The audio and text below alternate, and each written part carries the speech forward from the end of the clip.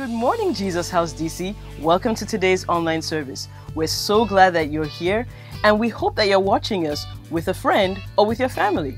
I know we've been learning so much during this season, but one of the most important lessons I've learned during this time is how important it is for us to stay connected with each other and to support each other. So please make sure you don't tune in alone. Reach out to a friend and share the link jhdcchurchonline.org and have them join us live. They can also join us on YouTube, Facebook, and via the JHDC app. As we continue to adjust to our new normal, I pray that the Lord will continue to give us new ways to stay connected with each other and to invite new people in. And speaking of new people, if you're joining us live for the very first time today on a Sunday, please go ahead and click on the First Time Online Guest button on our homepage, jesushousedc.org, and fill out a quick contact form, and someone will get connected with you during the week. We're excited that you're here and that you're joining us online, and we look forward to meeting you in person by the time we're back in our building. Okay, as we get started today, we want to encourage you to participate actively throughout the service. Don't forget to post your comments or reactions in the chat section, as we'll love to engage with you. All right, I want to encourage you to prepare your hearts as Pastor Gandhi preaches an amazing message today. Be sure to eliminate any distractions so they can receive God's word for you today. Parents, please remember to help your children join the online children's service this evening at 6 p.m. We also have online services for all our youth, middle, and high school. Please see our website for details. Okay, let's get ready for an amazing time in God's presence. Enjoy the service, and I'll see you at the end.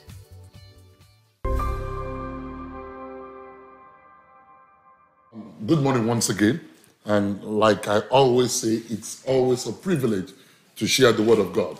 And so, again, I'm excited for the opportunity to share the Word of God with us. And like I said earlier on, thank you for welcoming us into your home. We say it's a great privilege. Heavenly Father, once again today we thank you. Thank you for the opportunity of sharing your Word. And we say, Lord, it's a great privilege to share your word and to hear your word. The entrance of your word, let it bring light even unto us and understanding. In Jesus' mighty name we pray. Amen. Joshua chapter 1. Joshua chapter 1. Joshua chapter 6, sorry. Joshua chapter 6.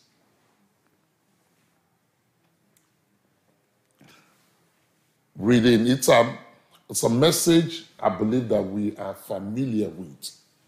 And I believe that God will be able to speak to all of us today.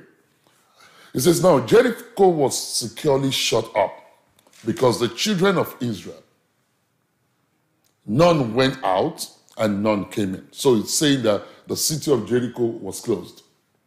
And so the reason why the people of Jericho, why they closed the city, was because of the children of Israel. And the Lord said to Joshua, see, I'm reading from the New King James Version, and this is the one that captures what I want to share with us today. Because the title of my sermon is, See, I have given you. See, I have given you. But then we'll see where we go to today. I have given you Jericho into your hand, its king and the mighty men of valor. Three things he said he's given to them. He said, I've given you the city, I've given you the king, and of course, I've given you the mighty men of valor in the city. He said, you shall march around the city, all you men of war. You shall go all around the city once. This you shall do 6 days. And the 7 priests shall bear 7 trumpets of ram horns before the ark. But on the 7th day, you shall march around the city 7 times. And the priests shall blow horn. And when you hear the sound of the trumpet, that all the people shall shout with a great shout. Then the wall of the city will fall down flat, and the people shall go up every man straight before him. God said, see, I have given you the land. But the Bible tells us that the city was securely shut up. That is, there was no entrance into the city. There was no opportunity to access the city. There was no chance to get into the city. Maybe we should let us know this. What's going on here is that God had promised the children of Israel. He had told them when they were in Egypt as slaves, he says, I'm taking you to the land of milk and honey. I'm taking you to the land of Canaan. So Jericho was part of Canaan. So it's part of the promise that God had given to them. And so Joshua, we should read Joshua chapter 5 verse 13. Maybe it will give us a little bit of insight into this, because we don't always want to believe that everybody knows the story. If you look at verse 13, they say, and it came to pass when Joshua was by Jericho, and I'm going to get deeper into that one later, that he lifted up his eyes. That's very important. And looked. That's also very important. He lifted up his eyes and looked. And behold, a man stood opposite him with a sword drawn in his hand. And Joshua went to him and said to him, are you for us or our adversary? So he said, no, but as the commander, no. So he said, no. That's what he said. He said, no. But then he declared who he is. He said, but I'm the commander of the army of the Lord. I have now come. And Joshua fell on his face to the earth and all of that. So what was going on here is that the children of Israel, they had just crossed the Jordan. And after that, one of the first piece of property and land that God was going to give to them was the city of Jericho. So Joshua was there looking at the city. And of course, this situation happened in Joshua chapter 5 from verse 13, when he was looking at the city, sizing it up, taking an assessment of what God wanted to give to him. Please, one of the things I want you to understand with this sermon is that Jericho was God's promise. And so I'm talking about the kind of promises God is going to give to you that you might not understand. And so that's the focus of my sermon today. And so the Lord said to him, see, I have given you the land. But at the time that God said that, the city, like we read, was shut up.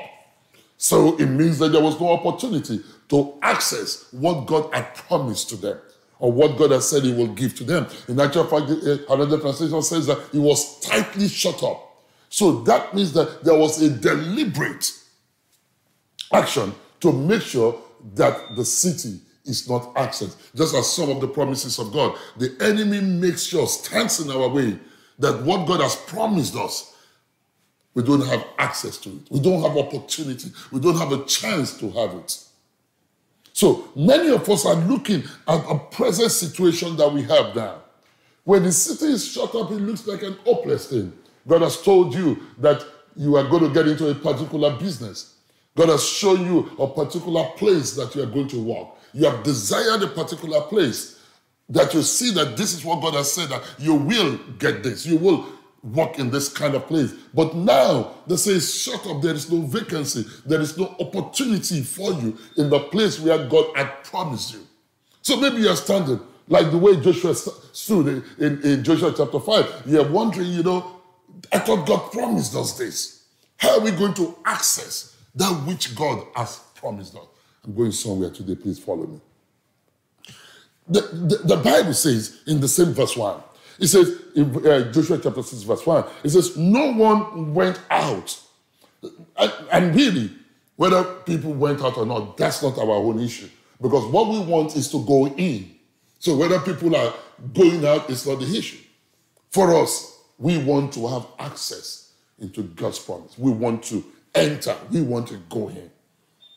And so the Bible says everything was shut up. So it means there was no chance of assessing what God has promised. There was no opportunity for what God has promised. I couldn't get an appointment with what God has promised. I couldn't get an entry into what God had promised me. There were no vacancies. Entrance was prohibited in what God had promised. So, it's like the season where we are now. People are losing their job. But it's not your issue. Now, your issue is you want a new thing to happen. You want a new job. You want access to God's promise. And as children of God, we can focus on the negative. We want to focus on the positive. Because when we focus on the negative, it is very discouraging. It makes us to lose hope. And we need hope like no other before in this time and this season that we are living. And so, but when God said, see, I have given you. Joshua is looking at the city, like we read, like the Bible tells us. He said the city was shut up. There was no access. Meanwhile, God is saying, see, I have given you. So when you look at this in the natural, when you look at it in the physical, it can be extremely, extremely discouraging. He says, see. So he's saying something unto Joshua that more than meets the eye. He's saying something to him that is not the natural. So when he says see, it is not just seeing. He wants us to say, look at this situation. I know what you are looking at is discouraging, does not look encouraging. It seems sealed up. It seems closed up on you. It seems there is no chance for you. There is no vacancy for you. There is no opportunity for you. But it says, that which you are looking at in the natural, I have given it to you in the spiritual. I don't know who I'm talking to today. I don't know what stage you are. I don't know what you're going through at this time. But you are looking at opportunities closed down or closed up on you. I've come to tell you, if you can see with the eye of the spiritual, unless God has not promised it, if God has promised it, it is yours. I'm going somewhere today. And so here we look at the text, and we see that the place has been shut up from him. But God does not see in the natural. God sees in the spiritual. Because the place was shut up, and because it was shut up, it can be very discouraging. And that's why the Bible says the just has only one thing to live by. They must live by faith. I like the way the Living Bible defines faith. I'm going to read it out. The Living Bible says, what is faith? It says, it's the confident assurance that something we want is going to happen. It is a certainty that what we hope for is waiting for us, even though we cannot see it up ahead. I like this. I feel this is one of the way translations that the Bible has explained. All of these different translations have explained what faith is. Let me read it again. It says, what is faith? Is the confident assurance that something we want is going to happen. Something we want, something we desire is going to happen. It is the certainty that is unquestionable action that will happen, that we hope for is waiting for us, even though we cannot see it up ahead. And so if you're going to walk far with God, listen to me, you have to walk by faith. If you're going to go far with God, you have to walk by faith. If you're going to receive God's promises, you are going to walk by faith. Faith, that's why the Bible says, the just, that is the righteous, you and me, we have no other choice than to live by faith. Because it can be confusing, I've said this several times, walking with God that you cannot see. But you might not be able to see him, but you can see the works of his hand. So, Joshua chapter 5, from verse 13 that we read, I put myself, like I always do, when I read a story in the Bible. I put myself in that situation. And so Joshua had been promised that he was going to give him the land. Now, Joshua is looking at, I thought God would say, you're going to give me this. Just like some of us were saying, what we believe we had, what has been laid upon our heart, that is ours. We are looking at it. It looks like we cannot get it. And so in Joshua chapter 5, verse 13, the Bible says that he lifted up his eyes and looked. I like a translation says, and he sized it up.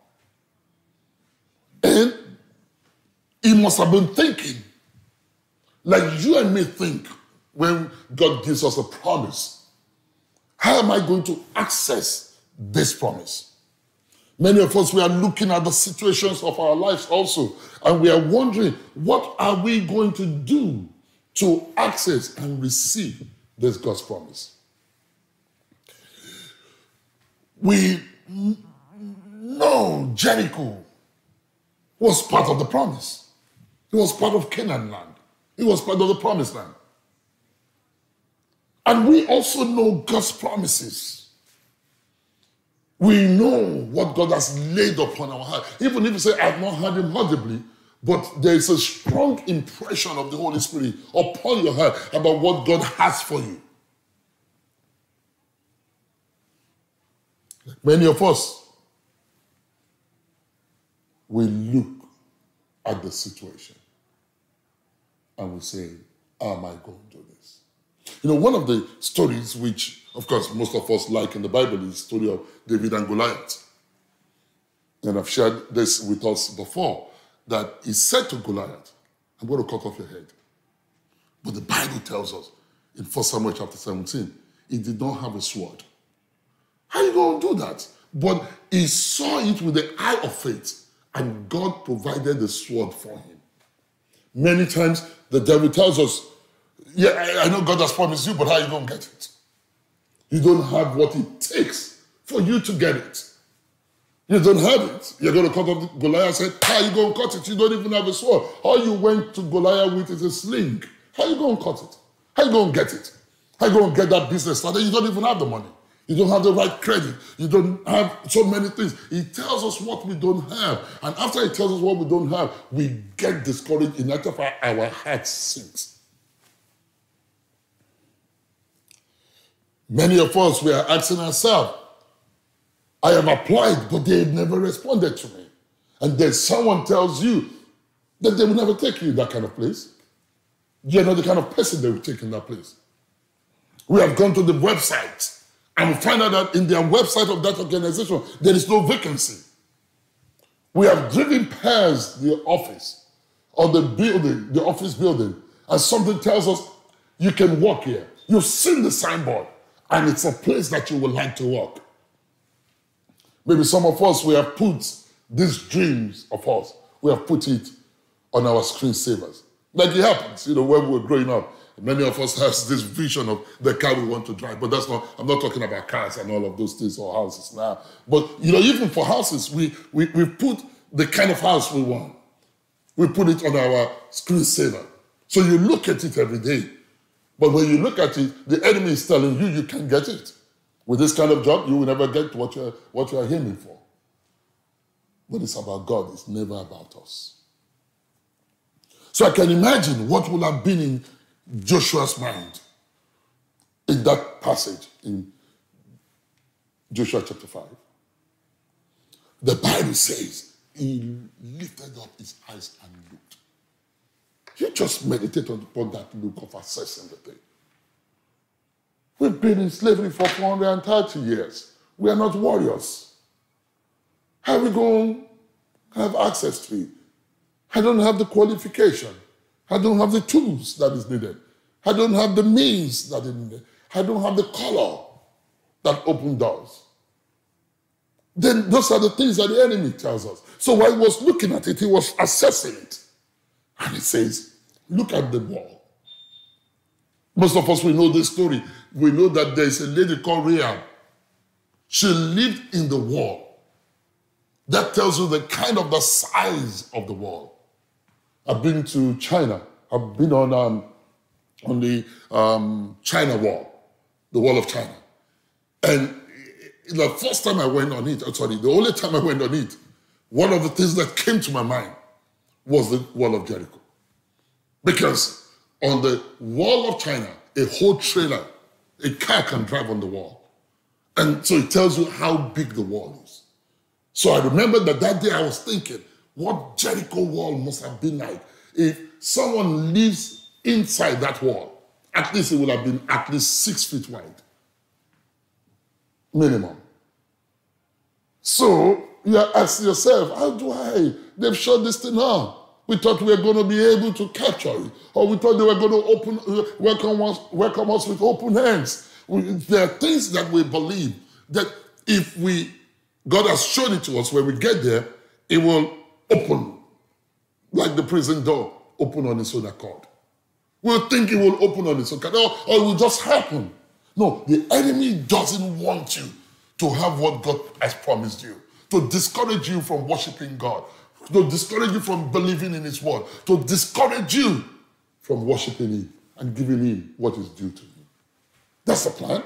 The Bible says that the devil likes to wear out the saints of God.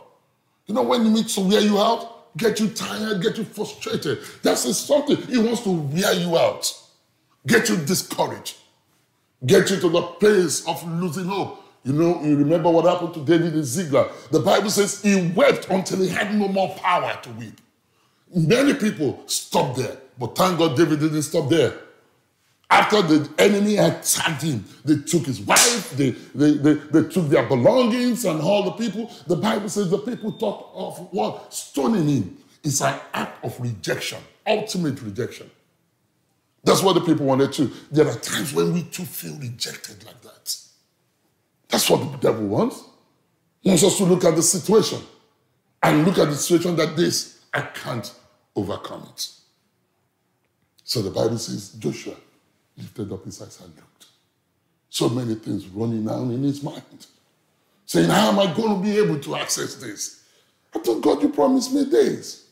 No wonder God showed up for him. And I pray in the mighty name of Jesus, God is going to show up for you also. In the day of thinking and saying, God, what will I do? How am I going to do this? He will show up for you.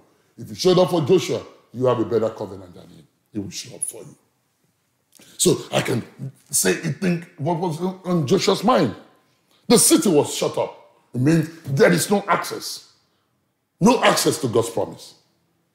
Are you watching and saying to yourself, there is no access for job?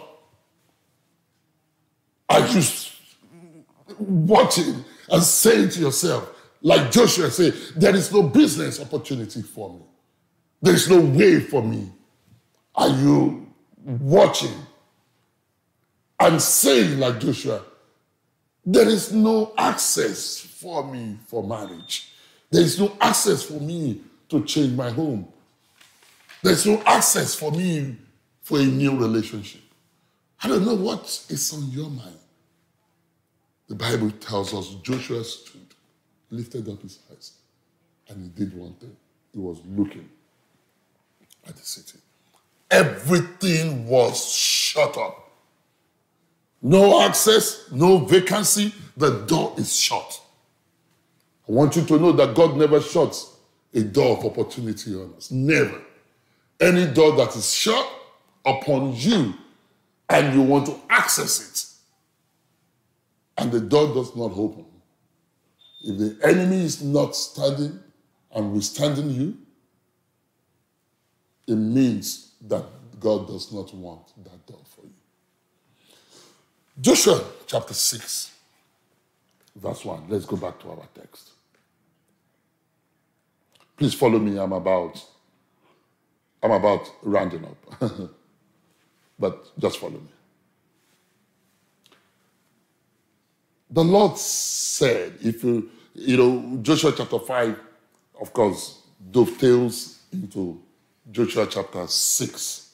It's like a continuous story. In Joshua chapter 6, verse 1, it now says, if you look at Joshua chapter 5, the last verse in the place, where it says, take off your sandals, and Joshua did so. Then verse 6 says, now Jericho was securely shut up because of the children of Israel. None went out, none came in. So I believe when they say see, the word see, can you please say see? Can you say one more time, see? Can you please do me a favor, see? Say it one more time. Look at what the Lord said to him. He says, see. It's not that he didn't see it before. Don't forget he was standing there. He was assessing it. He was sizing it up. So it's not that he has not seen it before. So for the Lord to say, see, God is saying something to him. That you must see with a spiritual eye. You must see it the way I see it. That's what the Lord must be saying to him. He says, see, I have given Jericho into your hand. Can you give me Jericho? The place is sealed up. There is no vacancy there. There is no access to it. How could you have given me what I don't have access to? But the Lord says, see. I believe God is saying, look again. I'm saying to you too, look again that situation. Look again where there is that no access. God is saying, see. He's saying, look again. God is saying, checking it out again. God is saying to you, revisit it again. God is saying, take a second look at it again. I believe God is saying, don't give up. Don't be discouraged by what you see. So God is saying, see. One of the things we shared with us some time ago about resting, about relaxing, about refreshing. The 5 hours.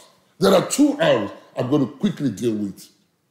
The first hour is refocus. So God is saying to him, refocus. Pay attention to it again. I'm saying to you, I do not know God's promise that seems to have been held down before. In this season that we are in, that you have refreshed yourself, you have relaxed, you have rested, God is saying to you, refocus. Look at it again. One of the things that has happened to all of us and the world as a whole is that the world has been on the treadmill. We've been on a treadmill, just continuously going, and I'm so guilty about that. I've taken time for a lot of perspective about my life, to refocus, to rethink a whole lot of things in my life. Because I'm a person on the treadmill, but God has slowed the whole world down for us to do one thing, to refocus on what is important to us. God wants us to refocus without a shadow of doubt. Because the whole world has been on a rat race and we are not rats. We've been just going on and going on. But now, there's nowhere to go. Even if you want to go out. The fear of corona has kept most of us at home. God must have said, what will keep these people? Let's call it corona. Corona means calm. He allowed it. Nothing catches God by surprise. He allowed it. But I believe for whatever God allows is for his ultimate glory. That's what it is. It's for his ultimate glory. Like I shared with us, every time there is an encampment, it leads to a promise of God. It leads to a miracle of God. It leads to a deliverance of God. It leads to people receiving that which he has promised them. Every time there is an encampment, it leads to a covenant. The covenant of God promising, I will never destroy the world again with water. It was after the encampment of Noah and his family in the ark. And there's one of the stories I like in the ark, about the ark, is the story that the same water that drowned the people was the same water that lifted up Noah and his family to safety. I pray in the mighty name of Jesus that the situation that seems adverse at this time, that it will lift you up to safety, it will lift you up to God's covenant, it will lift you up onto God's promise. So God made a promise after the encampment in the ark. He says, I will never destroy the world again with water. And then he made the covenant of the rainbow for them. He made a covenant again. He said, seed time and harvest will never cease again. And so every encampment leads to a promise. So let's be of good cheer. But at this time, let's do one thing. Let's refocus. Let's refocus on things that are important. Let's refocus on the promises of God. It's time for us to remind him of his promises. It's not people say, why do you have to remind him? It's not that he forgets, but that's what his word said. I'm not going to question that. If his word says, remind me. So it's time for us to remind God of his promises, the things he has said to you. The things that he has said to you even as a young boy or as a young girl. The things that he has laid upon your heart, that have been strong upon your heart. It's time for us to refocus. Let me tell you this. Listen to me very clearly. You will never get this kind of time again. You will never get this kind of time. You will never get this kind of time. It comes once. I mean, maybe nobody was there in 1918 to know how it happened. But this kind of time, we will never get it again. In that time, we will not pray to have this kind of thing that keeps us at home again. So this time that God has slowed you down and God has kept you in a place, it's time for you to do one thing, refocus. That's why God said to him, see, refocus on it again. I know you are looking at it. I know you are assessing it, but it says to him, see. He said the man was looking at it in Joshua chapter 5, and the Lord told him, see. That's what he said. He said, see, I have given you. It doesn't look like what you can access, but it's already yours. And that's why I define faith. Look at it. Look at what faith says. It says it is certainty that what we hope for is waiting for us. So what they had hoped for was, part of it was Jericho. And look at what it says, that even though we cannot see it up ahead, even though we cannot have it, but you know what? God has promised us. And whatever he promised, one of the things that separates God from man is the passage that says, God is not a man that he should lie. So it means that men lie. You can't trust what men say. But it means that you can trust whatever God says. So it's time for us to refocus. The second thing is it's time for us to recharge. It's time for us to recharge. That's the fifth hour. Why do we need to recharge? We need our energy to be restored. We need stamina. We need enthusiasm again. Why? Because I have given to you that which seems daunting. Why do we need to recharge? Because I have given to you what seems impossible for you. Why do I need to recharge? I have given to you what you think you cannot get. So you need to recharge yourself. The city looked impregnable. That is, you cannot have access to it. That's why you need to recharge. Recharge during this period. You know why? Because the journey is so far. The promises of God. Like God said to Joshua in this Joshua chapter 13, a passage that is not the best, Joshua chapter 13 verse 1. It said to him, Joshua, you are now old. There is still more land to possess. There's still more things to do. Why do you need to recharge? Because there's still a lot for you to do. Don't let your story be like that of Joshua in Joshua 13. When he was old and God says, the story of Joshua, I've preached several times about this. And that passage is a very interesting passage. At the time when God said it in Joshua 13 verse 1, when God said to him, there is still more land to possess. And then God started to talk about the land and land. It's as if Joshua had not done anything. At that time, Joshua defeated, guess how many? 31 kings. He has defeated 31 kings. Yet God said to him, there's still more land to possess. I don't know what you think you have achieved. There's more land to possess. There's still many things for you to do. There are different kinds of land of your life. Land of marriage, land of business, of career, a lot of things, of inventions, of different things that you can do. It's always there. So that's why we need to recharge, because the journey is so far. We need the enthusiasm to go on. We need the stamina to go on. So when God told him, see, I have given you the king. I've given you the mighty man. I've given you the city. I've put you in charge of it. If you're going to be in charge, you have to recharge. You have to. Get your enthusiasm back. You can live with discouragement. You can live with the cloud of the virus that is around. No, you've got to see beyond this. You've got to prepare yourself for the promise that is coming. Because after an encampment, there is a promise of God. I pray that you will be part of the people who will receive the promise that is coming after this encampment. That the covenant that is coming after this encampment, you will receive it. Whatever God has after this season, you will receive it. Because one thing we are sure that God has all the time is good. God is good all the time.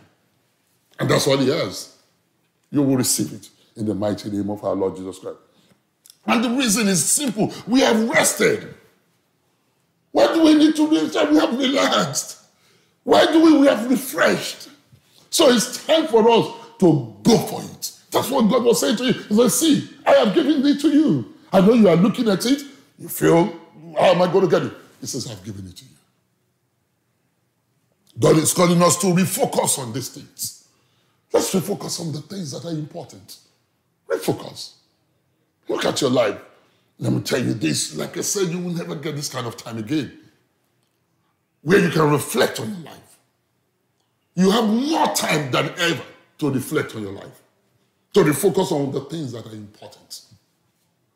Because the race we were all in, including me before, got us all out of focus. In actual fact, when you stay on the treadmill for a long time, you're going to be gasping for breath. We were all gasping for breath. That's what we were doing. We were gasping for breath. God needed to slow us down. But this slow down that we feel we have is for us to do one thing, rest, relax, refresh, but it's time for us to refocus. Because we are getting out of the resting, we are getting out of the relaxing, we are getting out of the refreshing. It's time for us now to refocus, because we can see the light at the end of the tunnel. God is calling us to enter his promises that are coming after this.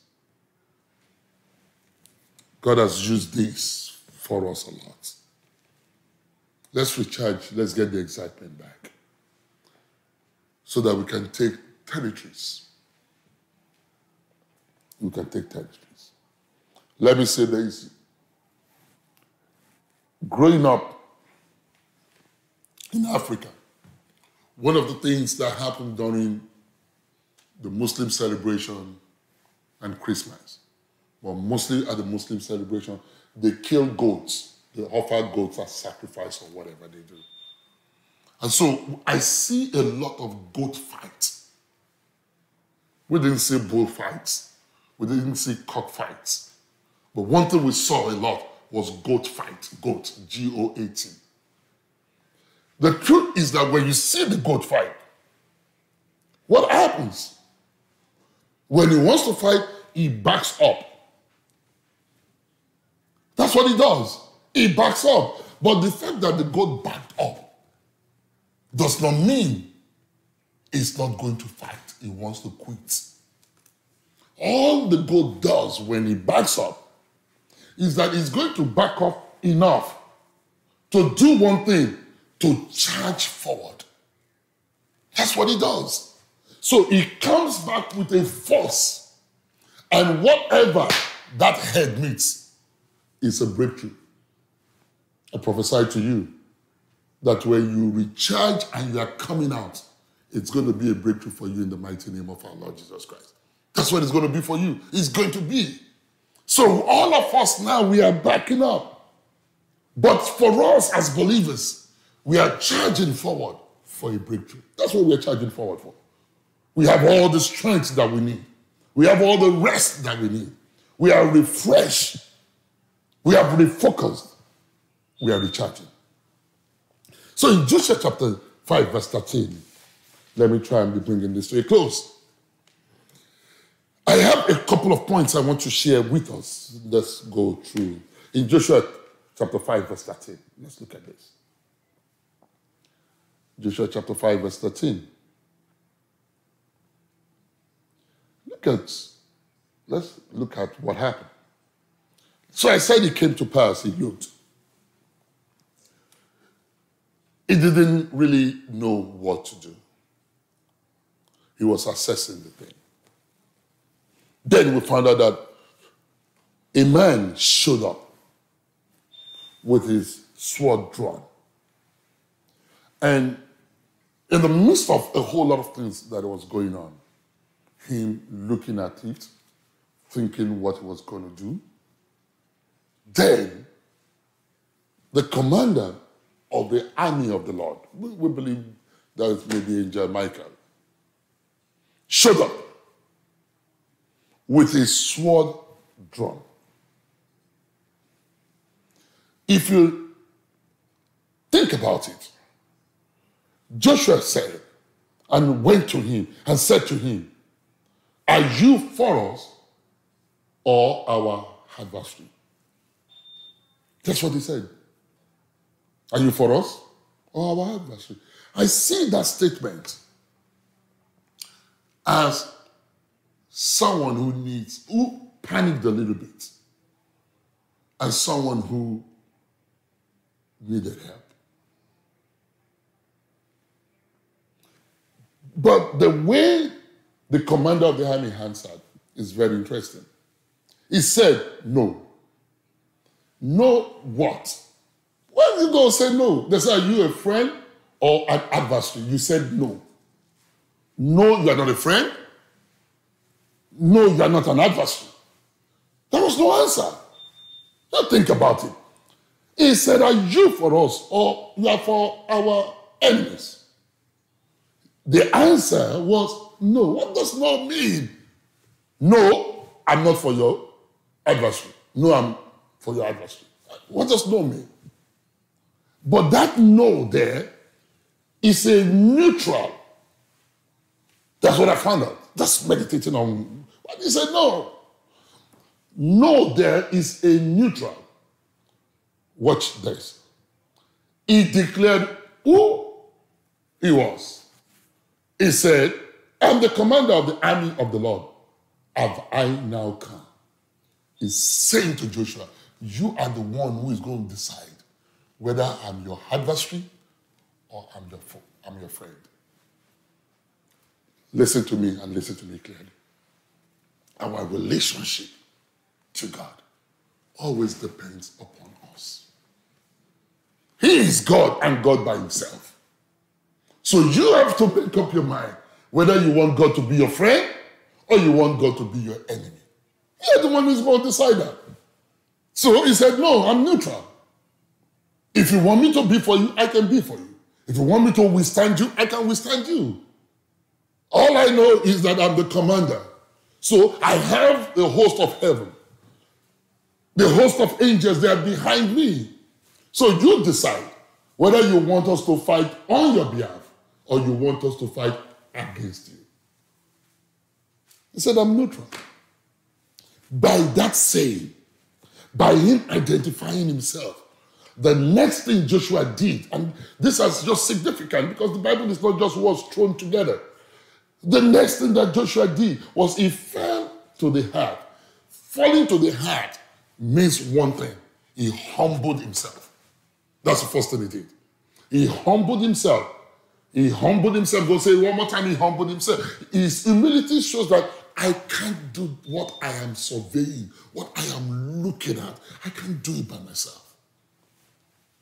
I can't. So he humbled himself. And that's for you and me to take note of. That the promises, the things that he has said to us, he promised them that he was going to give them Canaan. But Joshua knew that I can't do this by myself unless you go with me. And that's why you find out that the next city they went is a city called Ai. They lost the battle in that city. They chased them, in actual fact. What did Joshua do? He went back to God because he knows that victory is of the Lord. He knew that the only person who is going to make him victorious is the Lord. The same thing for you and me. It is only God that can make his promises to come to pass. The enemy can try and withstand us, can shut things up for us, but God always shows up for you and me. He is always there. What happened to him is always happening. Every day to you and me. God showing up. In the midst of his confusion, in the midst of him assessing the situation, in the midst of him saying, how am I going to do this? God showed up for him. My God. Is God not good? When he says, I will never leave you, neither will I forsake you. That's what he did for him. He sent the commander, not just any angel, he sent the commander, the head of the fighting force of heaven to show up for him. He humbled himself. One thing we've got to learn is for us to humble ourselves. During this recharging, as we go forward, as we want to take territories, as we want to receive his promises, it's for us to do one thing, humble ourselves. Humility means I don't know. I don't know. That's what happened there. I don't know. God, you are the only one who knows. You're the one who knows. I'm not being proud. I'm not thinking about my successes. I'm not thinking about anything. I'm not saying people are hailing me. People look up to me as Joshua. I'm not going to say that. He humbled himself. After he humbled himself, the Bible tells us he worshipped him. As we go on this recharging, as we move forward in the next few days, in the next few weeks, let's humble ourselves before our Maker. Not only humble ourselves, let it be a time of worship, a time of praising him. Worshiping him means acknowledging him as the supreme person in your life. We're worshiping in our ways. It's not only worship song. It's acknowledging him. That's what he did. So what did Joshua do? He did one thing. What does my Lord want to his servant? He said to him, what do you want me to do? He humbled himself. He didn't say he knows how. These are principles we've got to use as we are recharging. These are principles we have to use as we are refocusing. God, I've been out of focus. What do you want me to focus upon? I have no knowledge of my own. I have no wisdom of my own. I don't know anything. Paul said this. I like it. He said, everything that I have acquired, I count it as dung for the excellency of knowing the Lord. All my achievements, all me sitting at the feet of Gamaliel, learning knowledge, wisdom, doing this one, doing that one, being a Pharisee of Pharisees, being this, he says, all of those things, I count it as nothing. When we place those things with the Lord, it's rubbish, dung. That's what he called it. Oh, God. I say that God can be our friend, he can be our foe. He can be a friend to help us. He can be an adversary against us. In the Garden of Eden was another time we found the angel draw out a sword. Another time we found the angel stand against people was the Balaam, Prophet Balaam. The angel had a sword drawn when the thing that God gave to Adam and Eve, what we call the Garden of Eden. When they were chased out, the angel stood against them. That's what the angel did. The same with his sword drawn. When they chased them out, he stood at the gate so that they would never come back in there. When Balaam was going to curse the children of Israel, when Balak had called him, the angel stood in front of the donkey. So the angel can be for us or he can be against us. That's what I'm trying to say. So we will decide what we want him to do for us. Do we want him to be for us? I pray that he will be for you. I pray he will be for me. He will be for my own family. Because if God be for us, who can be against us? If he's for us. So God is neutral. That's what the man said. I'm neutral. No, I'm not for you. I'm not against you. You decide what you want me to do. No, you decide. God is saying it to us all the time. If you want me to, you acknowledge me. God says one thing that we always ignore. He says, I'm a jealous God. Why did he say? The first thing he said to us in his commandment, I don't want you to have any other God. That is, I don't want you to worship any other thing apart from me. That's it. I don't want you to have anything apart from me. That's what he said. Worship anything. Worship your spouse. Worship your car, your house. Worship your resources. No, don't worship anything apart from me. Because you've got to see me as the source of everything. You worship him for his almightiness. And of course, the Bible says you should take away the sandals. And, he told Moses to do the same. It just means that they're in the presence of the Lord. He says, take off, for where you are is holy. But of course, we can look at this again and say, why did he ask him to take off the sandals? Sandals is footwear. That's what it is. You use it to walk around. It says you walk all over the place. You've mixed with all manners of things. When you come into my presence, come clean. Be open. Don't bring all this dust of doubt, places you've walked to that I don't want you to have been. When you come to me, come with me. Come to me only as yourself. But let's look at Joshua chapter 6, verse 2. I'm taking the last call. See, I have given you Jericho into your hand. Its king, God is saying, I've given you everything. The best of it, the king. The goodness of the land, the warriors. I've given you everything that you will need. This you shall do 6 days.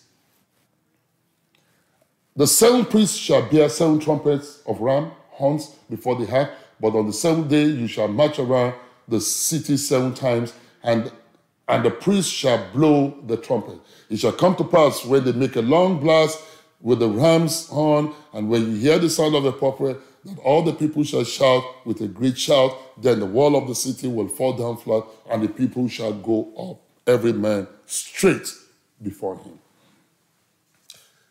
Oh, God. God gave instructions. The instructions God gave didn't make sense. Let's be frank.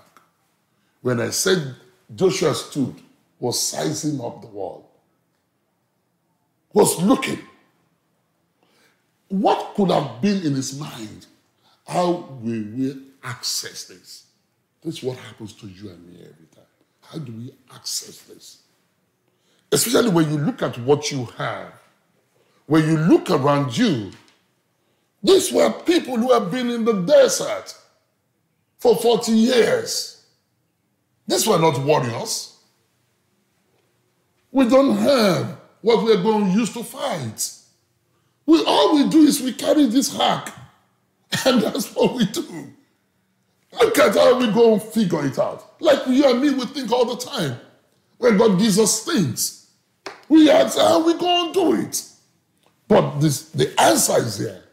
God always gives us instructions, if only we can listen to it. That's why I said one thing, which is very critical. Please don't forget this. He humbled himself and recognized the almightiness of God. What do? You don't know what to do? Acknowledge him. Humble yourself enough. Be broken enough for him to fill you up. Acknowledge him that God, you know everything. Joseph did one thing. They asked him to come and to come and explain a dream that somebody had. How does that happen? To come and explain somebody else's dream. He said, does interpretations of dreams, does it not belong to God? He humbled himself with that statement. Not only that, he gave God the glory. He recognized the almightiness of God. That's what he did. That's what he did. So, as you are recharging, as you are refocusing, what do you've got to do? Be humble enough that you don't know. Forget your past successes. That's why I say that the place where they say, take off your sandals. All the places you have been, all your successes, all your failures, forget that one. Don't come into God's presence with those. Take off your sandals. All the places you have walked to, forget that. Instruction did not make sense. To walk around the wall? Are we not going to need mortar? Are we not going to need the cannonballs? Are we not going to need hammer? Are we not going to need chisel? How are we going to break this wall? I said, just walk around the thing. It doesn't matter. Every time I preach this message, I just say, God is God by himself. The foolishness of God is wiser than our own. It doesn't make sense. God has shown you things that doesn't make sense to you. Don't give up, because his instruction doesn't make sense. He told them, do it 7 times. It didn't make sense. But thank God for Joshua. He believed it. What has God told you to do that doesn't make sense? Because his ways are not our ways. Meditate on that statement. Please meditate upon it. Please meditate upon it. His ways are not our ways. The way God processes things is not the way man processes things. That's what makes him God. We look in the physical. The door is shut. But in the spiritual, God says, I have given it to you. God does not lie. If we follow his instructions, if we are obedient and humble enough to say, I do not know. It didn't make sense to man, but it makes sense to God. It doesn't need to make sense to you. It must make sense to God. Because it's his word that will always prevail. Many are the plans in a man's heart. It's God's purpose that will prevail. It's not the matter of the plans. It's about what God has said. That's what will prevail. And, God told them this thing and just preparing for this. I'll say, why 7 times? It dropped in my spirit that the reason is that God needed their dedication. He needed their dedication to details. He needed their consistency. Going around the thing, be consistent in doing it. God is requiring your consistency. Don't do it and drop it and go do something else. That's why I say we've got to refocus on what is important. God is looking for their consistency. He's looking for their dedication. Do they believe in what they say, in what I have said to them? Because if you believe it, you are dedicated to it. If you believe it, you are consistent with it. And God wanted to see their obedience. 3 things the Lord dropped in my spirit. He said, these people, it shows their dedication. It shows consistency. It shows obedience to what I have promised them. Many of us will give up one time. We can't give up one time. We've got to be consistent in what God has told us to do. We can't be up today, down tomorrow, up today. No. Be consistent. Be stable. But they were consistent for 6 days. But there was no crack in the wall. At least, after the 6th day, I said this all the time, because I preached this in church before. I'm a part of it. If I was one of the children of Israel, or one of the Israelites, there's a joke where a boy hugs the father. Why I was laughing is that there's a joke where the boy said to his father, he said, what were the elders doing? He said, because every time you people talk about the children of Israel, you always say children of Israel, and the children of Israel cross the Red Sea, and the children. He said, what were the elders doing? Since we always say, is the children. So, as I said, the children of Israel, now I remember that joke. But the Israelites, if I was one of them, on the 7th day, I would likely, or maybe even on the 6th day, I would likely not go out again. Why? The size, the sheer size of the wall of Jericho. We've marched past this thing 5 times, 5 days. It has not even started cracking. I can see the crack. I'm not going anymore. It's a waste of time. But they were consistent. They didn't give up. They were obedient to the letter. That's why they got the miracle they got. Can you be consistent as you are going in this recharging period? As you are refocusing? Can God trust you that you'll be consistent with what you're doing? You will follow His word. You will be obedient to the end. And you'll be dedicated to it. Because it can be very discouraging. It can be very discouraging when nothing seems to shift and you're still holding on. That's why the just must live by faith. Faith is how you will go on. Faith is believing God for His word. You can't be discouraged by what you see. You can't be discouraged by what you feel. You must be encouraged by what He has said. You cannot be discouraged by what you see. You cannot be discouraged by what you feel. You must be encouraged by His word. They said that Abraham did not think about the deadness of his body. No, the deadness of what he can see, what he can feel is his body, or what he can see in Sarah. He wasn't. God is looking for your dedication, your consistency, and your obedience. He's looking at it. As we recharge, as we go out there, we can't do it the way we used to do it. We can't. Even if it has brought you great results, by you following God's principle, humbling yourself, it will bring you greater results. I told you, Joshua, go and read Joshua 13.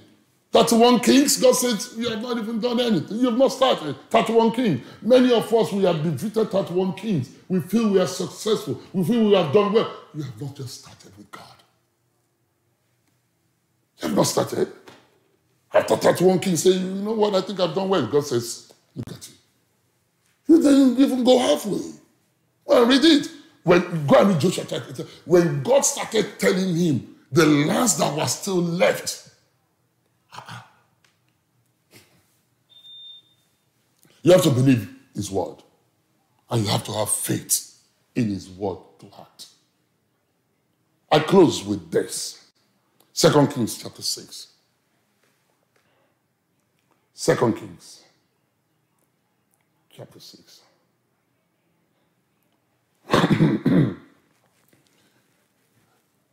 Therefore he sent horses and chariots and a great army there.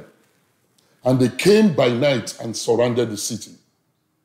And when the servant of the man of God, that is Elisha's servant, arose early and went out. Please watch this story. Some of us will know it. He rose up early, he went out. There was an army surrounding the city with horses and chariots. And his servants said to him, alas, my God, what were his deep problems? We're in deep soup. What shall we do? When he saw the chariots, he saw fear took over him. Like fear has taken over many people at this time. Many people are saying like this servant, alas. They're saying, God, what's going on? They're running crazy. They're losing their mind by what they are seeing, what they are hearing in the news, what they are reading in the papers, on social media. They're saying, Master, alas, what shall we do? That's what they were saying. Just like Elisha's servant. But guess what happened? Verse 16. I like this. So he answered, do not fear. I say to you today, do not fear. I stand in the position of a prophet. I say to you, do not fear by what you see, not by what you hear. What you feel, don't be afraid. For those who are with us, they are more than those who are with them. And Elisha prayed. And that's how we are going to take another passage and we will pray. I want us to pray today on this point. And Elisha prayed and said, Lord, I pray, open his eyes that he may see. Then the Lord answered Elisha and opened the eyes of the young man, and he saw. So when God said to Joshua, see, it wasn't that he could not see it, but God wanted his eyes to be opened. So there are eyes that see, but they don't see.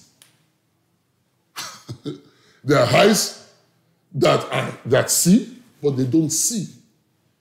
They don't see because they don't have the eyes of faith. The eyes of faith sees more than what you can see physically. Some of us will know the story of Disney, Walt Disney. He died before Disney was built. They were in the process of the thing, they were doing the thing, he died. The day of the opening of it, some of us will know this story. The day of the opening of it, the person said, unfortunately, Walt Disney is not alive to see this. After the man finished speaking and sat down, the wife got up. The wife said, no. He said he saw this before he died. Amazing. If human beings can say that, how much more God? The wife said, no, the man saw this before he died. You say, how did that happen? Because he's the one who had the concept. So he saw this, he designed it, he shared the concept, he shared everything. He shared it with them. He shared it with them. So he saw it. In actual fact, I like to say this, he saw it in technicolor. That's how he saw it. Clearly, in a colorful way. That's how he saw it. The wife said no. So it is possible for you to see and not see. That's why I said I would like us to pray with ask God to open our spiritual eyes, and so we can see what he has for us. And the Bible says, I pray open his eyes that he may see. The man wasn't blind, and the Lord opened his eyes of the young man, and he saw. He was not a blind man. Don't forget he saw before, but what he saw was the enemies. What he didn't see is that those who are for them. Like most of us, what we are seeing, what we are hearing is the coronavirus. It's our challenges that we are seeing. But those who are for us, they are more than the challenges that we face. But let's humble ourselves. Let's go to the place of worship The place of acknowledges his almightiness, his greatness, his power. No force in heart can stop the power of God. Jesus Christ said it. He says, I will build my church. The church means the ecclesia. They call that people. He said the gates of hate will never be able to stop it. Shared this with us last week. It means that even death cannot stop it. His own death will not stop the church being built. Look at this. It says, and when the Syrian, so he said, then, and behold, the mountain was full of horses and chariots of fire all around Elisha. What happened then still happens today. When he says 1,000 will fall by your left, 10,000 on your right, who do you think is killing them? The angels. How do you think they're dying? How do you think they're falling?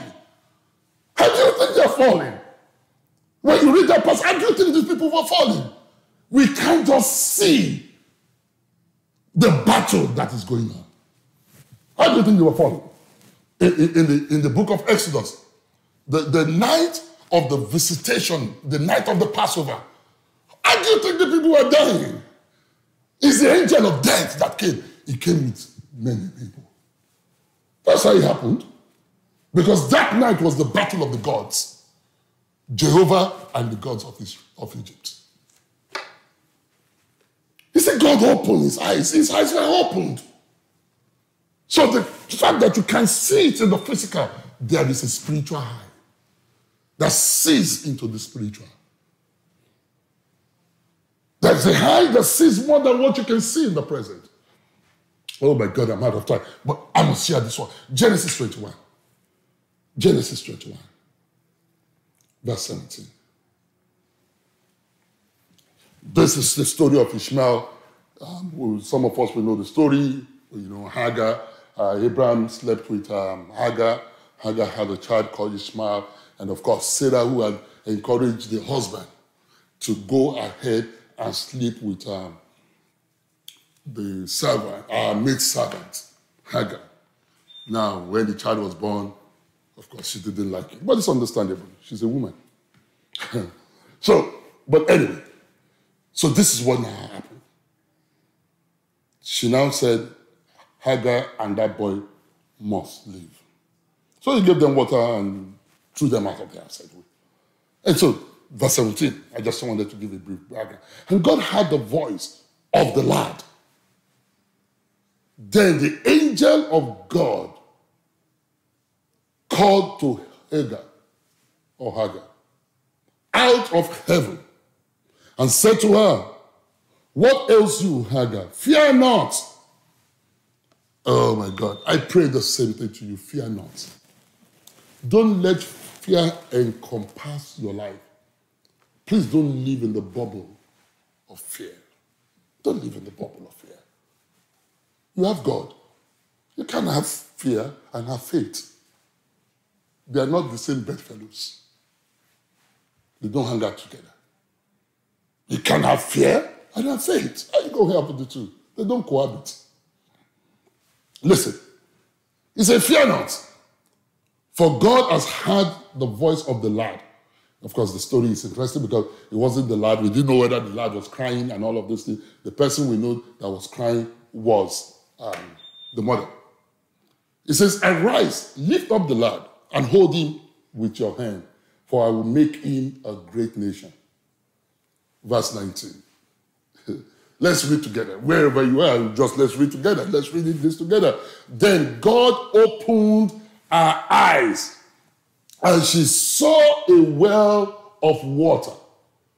God opened her eyes. She wasn't blind. The well has always been there. The opportunity has always been there. The vacancy has always been there. The things you desire has always been there. The relationship, the marriage, whatever you desire has always been there. They are there. They are always there.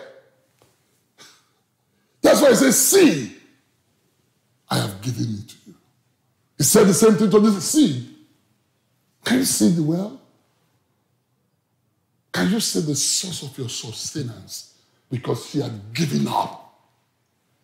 But God opened her eyes. God opened her eyes. She was about to die. She had given up. But the Bible says God heard the cry of the boy.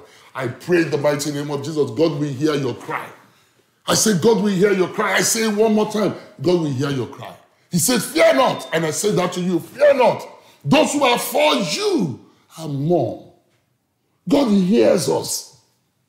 He hears us all the time. In the confusion of Joshua, he sent the angel to him. In your confusion, he will send the angel of help to you. He will send the angel of help to you. In the place of your crossroad of life, where you don't understand what you're doing, it will send help to you. He's saying, fear not, I'm with you. I'm not with you now, I will be with you to the end. That's what his promise is. He never leaves us, he never abandons us. I pray that he who has begun a good thing in your life, he will do one thing for you. He will bring it to pass, he will complete it, as the Bible says. God saw that this woman had given up. Are you there today, this morning? Have you given up? Have you given up? Don't give up. God has not forgotten you. This story, why it's interesting, is that this was an illegitimate child. That's why God said in Romans chapter 9, verse 15, I will have mercy on whomever I will have mercy. I will have compassion on whomever I decide to have compassion on. I pray that God will have compassion on you. I pray that God will have mercy upon you. This was an illegitimate child. God gave an illegitimate child a great promise. Why did he give him a great promise? Because it's from the seed of Abraham. He says, I will make you a great nation. That which was dead was dying. God says, I will revive you. I will not only revive you, I will make you a great nation. You've done the wrong things. You are illegitimate. You've not done what you're supposed to do. But I will have compassion on who I have compassion. You have not behaved well. You've not done things right. He says, I will have compassion. I pray you will have mercy and compassion upon you in the mighty name of Jesus. I say that again. I prophesy that in your life, that fear not. He will have compassion on you. Don't let the enemy tell you that you've come short of his glory. No, no. He will have mercy on you. He will have compassion on you in the mighty name of our Lord. Let's rise up and pray. And the prayer is very simple. Lord, open my eyes as I recharge. Open my eyes as I refocus, so I can refocus on the right thing. Open my eyes so I can recharge because of what is ahead of me. Open my eyes, Heavenly Father. Open my eyes. Let's pray. Heavenly Father, we thank you.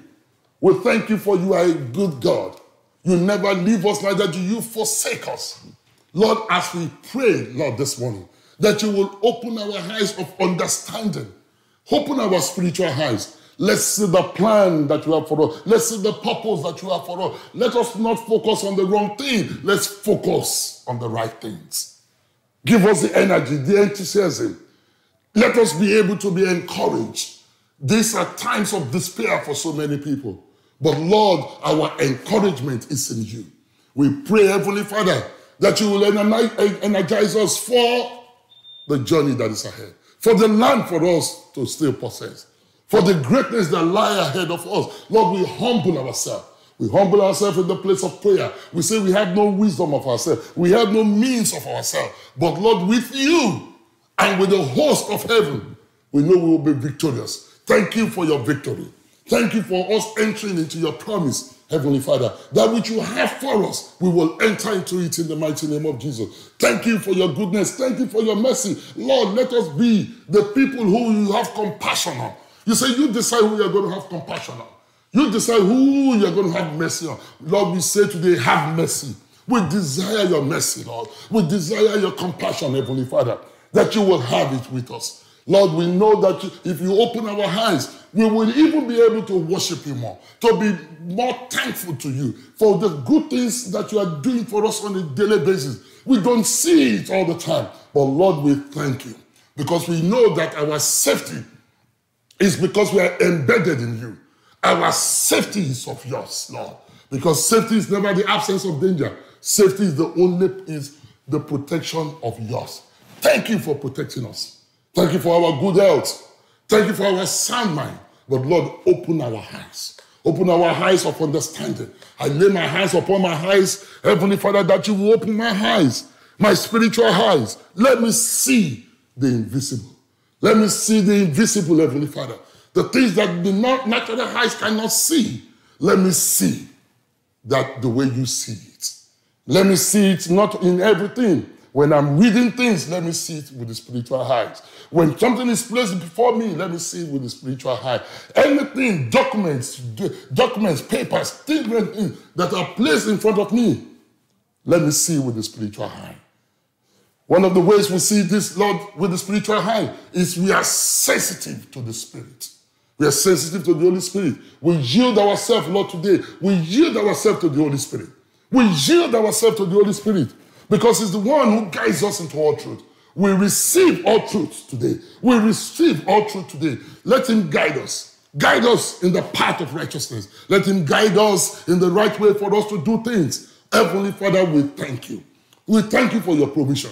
We thank you for your promises. We thank you for this time of resting, this time of relaxing, this time of refreshing. Thank you, Heavenly Father. Thank you for what you have done for us. We give you all of the glory. We thank you because you've got the whole world in your hand. The world is going according to your plan and according to your purpose. You have not lost charge. You will never lose charge. Lord, as we charge ourselves, going into the future, we pray, Heavenly Father, that you'll be well with us. It will be well with our soul. We will not be downcast during this period. The spirit of weariness will never come upon us during this period in the mighty name of our Lord Jesus Christ. Spirit of discouragement will never come upon us in the mighty name of Jesus. We are energized, Heavenly Father, to go forward. We are energized to go forward. We are recharged, Heavenly Father. We are ready to enter into the promises that you have for us in the mighty name of our Lord Jesus Christ. We can do this by ourselves. That's why we need you. We need you, Heavenly Father, like never before. And Lord, we know the way you send the angel to Hagar. Oh my God, the way you send the angel to Joshua, you will send your mighty angels to guide us, to protect us in the mighty name of our Lord Jesus Christ. We know by your word that you say thousands will follow our left, 10,000. These are the people, Lord, that are destroyed by your angels. These are situations that are destroyed by your angels. These are circumstances that are destroyed by your angels. So Heavenly Father, we lose the host of heaven, even on our behalf. Let them go before us. Let them come behind us. Let them be on our side. Let them protect us in a 360 way, all around us in the mighty name of our Lord. It's in you we move. It's in you we have our very being. And we know that no one who looks up to you is ever disappointed. Let people never ask us where our God is. The things you do for us, let them know that we serve a living God. Open our eyes. Lord, as we go and we transition out of this stay at home, open our eyes afresh. Let's see the way you see it. Let's see our future the way you see it. Heavenly Father, we thank you. We give you all of the glory. Until you is able to keep us, we commit ourselves. Because we know you are able to keep us. Until you is able to protect us, you will protect us. Until you is able to deliver us. You said you bore the children of Israel on eagle's wing. We pray, Heavenly Father, that you will bear us also on eagle's wing. High above situation, high above circumstances, high above discouragement, high above depression, high above fear. You will bear us. Heavenly Father, people are in their different homes. They are praying. They are praying at this time. Lord, hear us. The Bible tells us, Hagar cried unto you. You heard the voice of the Lord. We know you will hear our voice. How do I know? I know because we have a better covenant than Hagar. We have the covenant of our Lord Jesus Christ that comes with the blood. If you can hear Hagar, you will hear us. We know that. Thank you for hearing us. Thank you for the things you've done so far. Thank you for the things you have still yet to do. You have said, see, I have given it to you. Lord, today, we receive your promises. We receive that which you have for us. And we receive it with thanksgiving. in our hearts, saying, Lord, thank you. Thank you for loving us. Thank you. Thank you for salvation. We're in the Easter season. Thank you for the resurrection. Thank you for dying for us. We give you all of the glory. What we hold, we could never have paid, but you paid it for us. We are grateful, eternally grateful, in all that we do, in all that we say. Thank you, Heavenly Father. In Jesus' mighty name we have prayed. Amen and amen. You can hear your amen in your homes, and I pray in the mighty name of Jesus. Let's believe God's word. We will start to see. There are things you have driven past before. There are things that you have ignored before. You will start to see with the spiritual eye. When you depart from your home, when you leave home, or you go out anytime, why don't you ask God, open my eyes, let me see certain things. Give me a glimpse. Just give me just a glimpse. That's it.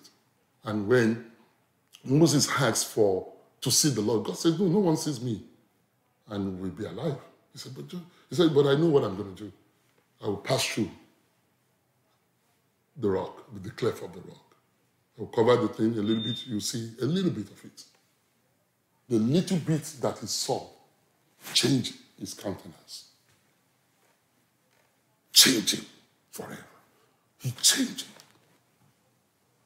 I pray in the mighty name of Jesus, he will open our eyes. He will open mine. He will open that of my family. And he will open yours and your family. In the mighty name of our Lord Jesus Christ. We pray that the blessings of God will rest upon that which we have said. The ones that are mine, you will forget. But the ones that are the Lord's, you will remember. In Jesus' mighty name we have prayed. Amen. I hope you were blessed by today's service. What an awesome word. Please remember to click on the give button if you haven't had a chance to give. It's quick, convenient, and secure. And you can also give using the JHDC app. Thank you for joining us today. God be with you and enjoy an amazing week. Bye.